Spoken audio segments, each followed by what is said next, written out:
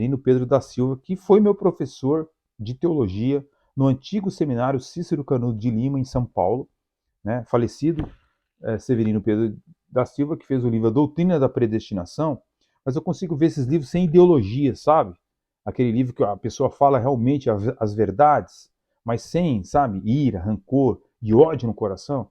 Veja bem o que ele disse, Severino Pedro da Silva, concernente a John Calvino.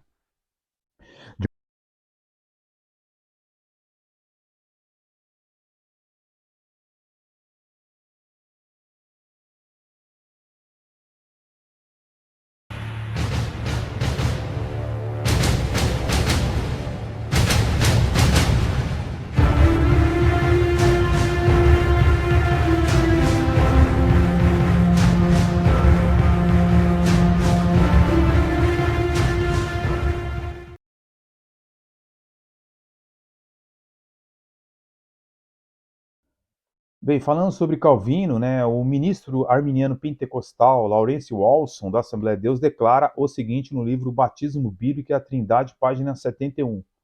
Este grande reformador, se referindo a João Calvino, viveu entre 1509 e 1564, foi grandemente usado por Deus para trazer novamente a luz do Evangelho ao mundo, após tantos séculos de obscurantismo. Suas opiniões teológicas são estudadas até hoje por todos os que exercem liderança espiritual.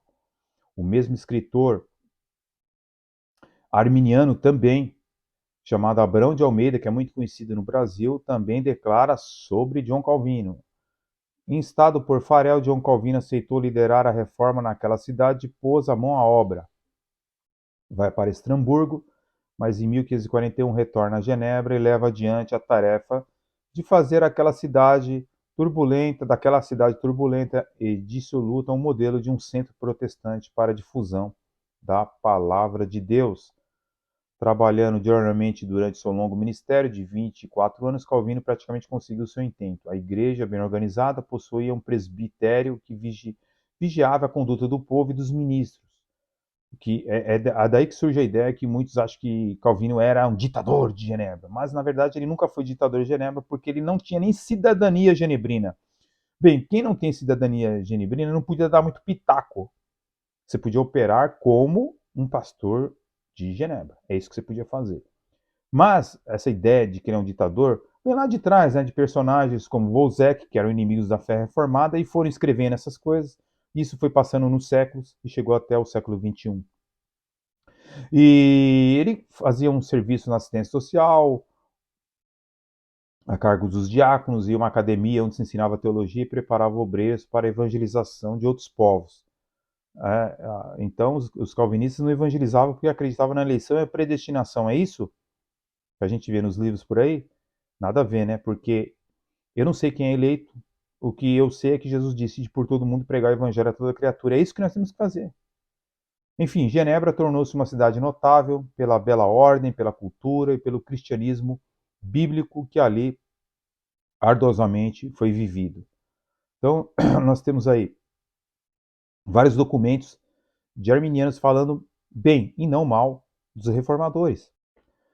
Por sua obra em Genebra, Calvino alcançou três benefícios para o protestantismo em geral. A vida moral da cidade foi um exemplo do que a fé reformada podia realizar e daí o poder de sua propaganda. Genebra foi a cidade de refúgio para os perseguidos por causa da reforma. Isso é fato, viu? As pessoas só vê o lado negro, né? Conseguem ver o lado negro de John Calvino, mas eles não conseguem, Nathan Rufino, toda essa galera aí, eles não conseguem entender quantas famílias foram salvas, né, por morar em Genebra, porque elas tinham fugido da guerra. Os católicos queriam matar os protestantes, entendeu? E foram centenas e centenas e centenas de pessoas salvas, mas eles não conseguem ver essas coisas. Então, Genebra foi uma cidade de refúgio. Para esta cidade livre veio gente da França, Holanda, Alemanha, Escócia, Inglaterra. Os refugiados nela encontraram um lar apropriado e foi também um lugar de preparo para os líderes do protestantismo. Em sua academia e no ambiente da cidade foram preparados ministros devotados, instruídos e destemidos que se espalharam como missionários da reforma pelos países onde onde não havia penetrado. Isso está no livro da CPAD, livro da Assembleia de Deus, a Reforma Protestante, páginas 107 e 108. Lições da história que não podemos esquecer, página 234, está escrito: podemos melhor aprender o conteúdo da doutrina de Calvino através das palavras cheias de autoridade da Confissão de Fé de Westminster. Bem, outra pessoa que também falou muito bem de John Calvino foi Severino Pedro da Silva, que foi meu professor de teologia no antigo seminário Cícero Canudo de Lima, em São Paulo, né? Falecido Severino Pedro da Silva, que fez o livro A Doutrina da Predestinação, mas eu consigo ver esses livros sem ideologia, sabe? Aquele livro que a pessoa fala realmente as verdades, mas sem, sabe, ira, rancor e ódio no coração. Veja bem o que ele disse, Severino Pedro da Silva, concernente a John Calvino. John Calvino, o maior teólogo do cristianismo depois de Agostinho, bispo de Hipona. Na casa dele, Calvino discursava sobre o Evangelho de Cristo com um extraordinário fervor para um grupo de crentes. Abandonando seus estudos, consagrou a plenitude de suas forças a propagar a fé de Cristo segundo se revela nas Escrituras Sagradas. O vemos completamente desvinculado da Igreja Romana e sendo o principal cérebro da reforma na França. Sua luz não pode ser escondida. Por fim, Calvino foi se refugiar em Balizeia, na Suíça, onde aos 25 anos de idade deu ao mundo seu famoso livro As Institutas da Religião Cristã, isso é, a instrução básica na religião cristã, escrito em latim, no qual delineou as grandes doutrinas cristãs fundamentais. Era um sistema completo de teologia, lógica e contundente, e exerceu uma profunda influência no pensamento da humanidade. Então, pessoal, o que não falta são declarações, né?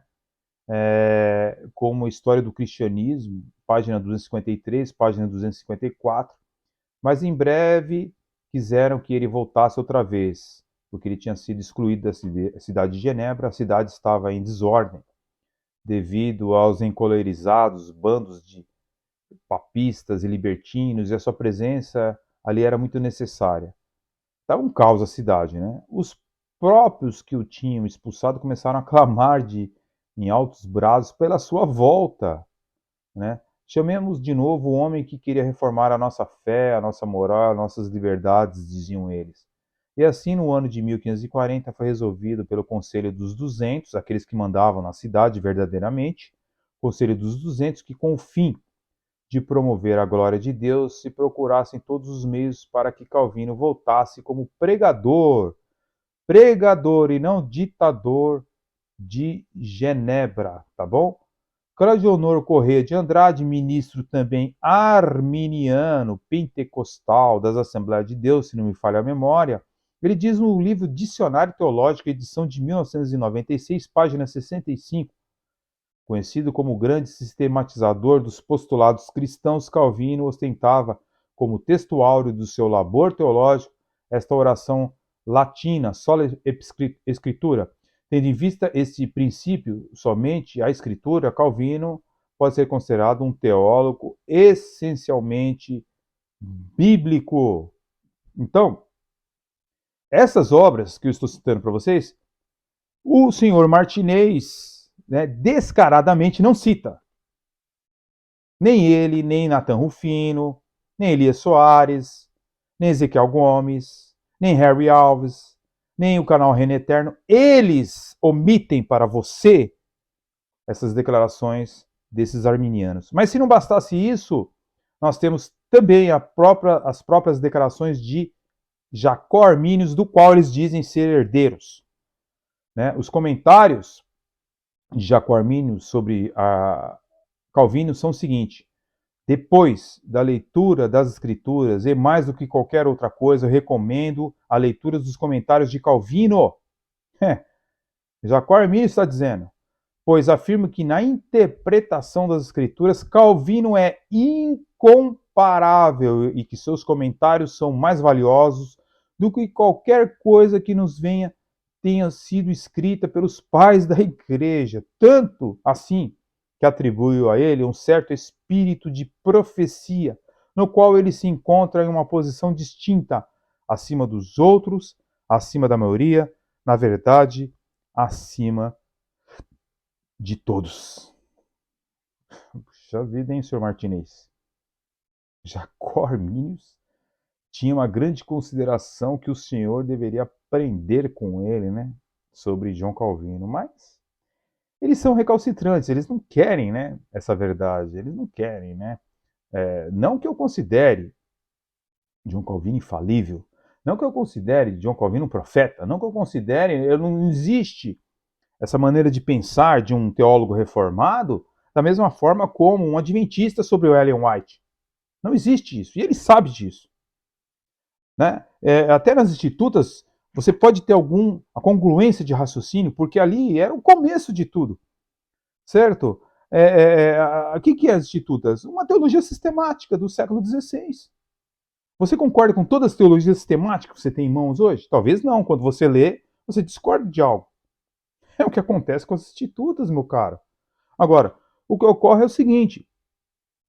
Essas palavras vinham de Jacó Arminius. É lógico, evidente que Jacó Arminius não concordava com tudo de Calvino, mas ele tinha um certo respeito que esses indivíduos que se dizem ser arminianos não têm. Não têm. Né? Quando o presidente do CACP vai falar sobre o assunto, ele se transforma. Você vê que ele fica irritado, ele mexe com as emoções dele. Eu não consigo entender uma pessoa que diz ter o Espírito Santo, que é uma pessoa da paz, do bem, é tolerante e tal, e quando vai falar sobre o assunto fica irritadíssimo. Me explica isso. Agora, ele que diz ser um arminiano wesleyano, o que diz John Wesley sobre Calvino? O que diz John Wesley? Agora deixe o seu comentário aqui abaixo para que o YouTube entenda que o nosso conteúdo é relevante e possa divulgar este vídeo para mais pessoas. Grande abraço e até o próximo vídeo!